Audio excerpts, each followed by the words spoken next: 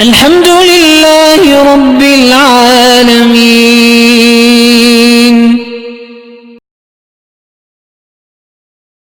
اگر جمعہ کا خطبہ کوئی اور پڑھائے اور امامت کوئی اور کرے، یعنی کوئی مجبوری ہو، ورنہ اصول یہ ہے کہ جو خطبہ پڑھائے وہی نماز پڑھائے، لیکن ایک آدمی مجبوری ہے یا خطبہ پڑھانے کے بعد اس کا کوئی وضو نہیں رہا، کوئی تکلیف ہو گئی، لوگ کھڑے تو نہ رہے، دوسرا بھی نماز پڑھا سکتے۔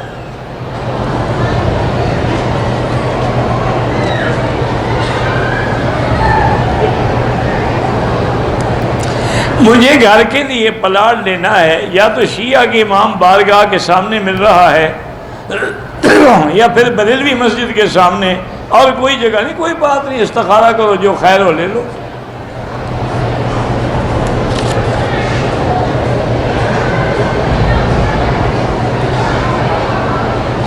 میرے والد نے اپنی زندگی میں ایک مکان 120 گز کا ہے 3 بھائیوں کے نام کیا تھا، والد کو تنگ کر کے لکھوایا گیا تھا۔ والد کے انتقال کے بعد ایک بھائی نے فتویٰ لیا ہے کہ والد کی جو بھی جائیداد ہے اسلامی طریقے سے سب بہن بالکل ٹھیک ہے، اسلامی طریقے سب میں تقسیم ہونی چاہیے۔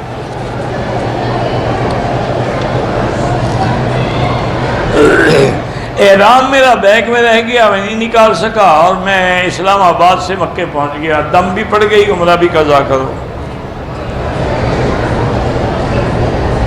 بچوں کا نام محمد سالار یا محمد زرار رکھ سکتے ہیں۔ مغرب کی اذان کے بعد اگر ہم واجب الطواف کی 2 رکعت پڑھ سکتے ہیں، افضل یہ ہے کہ مغرب کے بعد پڑھو۔ 15 سالہ عمران جو ہے وہ کینسر میں اللہ شفا عطا فرمائے، طواف کر کے حل کرا دیا، بعد میں صفا کی ہے، دم پڑ گئی، جب حل کرا دیا تو احرام سے تو آپ نکل گئے۔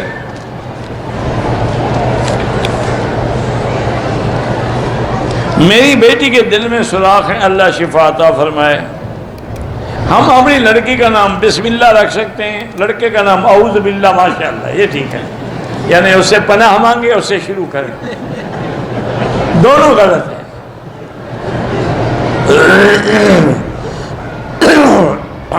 جو لوگ سعودیہ میں رہتے ہیں، سعودی حضرات جو خیرات دیتے ہیں وہ لے سکتے ہیں، غریب ہیں تو لے سکتے ہیں۔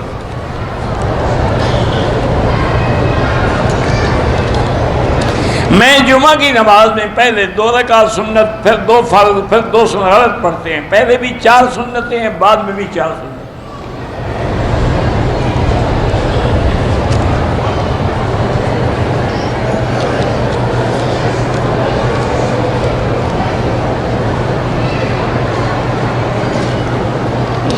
ایک آدمی نے پوچھا تھا کہ میں نے بیوی کو 14 سال پہلے طلاق، میں نے بتایا تھا کہ 3 طلاقیں ہیں تو پھر نہیں کر سکتا نکاح، حلال ہوگا۔ اگر طلاق 1 تھی تو کر سکتا ہے نکاح، 2 تھی تب بھی نکاح کر سکتا ہے۔ اب مجھے کیا بتا دہلانا کیوں کیا جائے، پہلے یہ تسلی کرو نا طلاقیں کتنی ہیں۔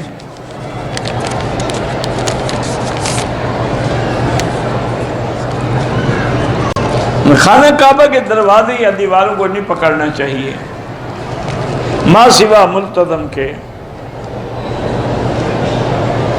میری والدہ فوت ہو گئی، اللہ ان کی مغفرت فرمائے، درجات بلند کرے۔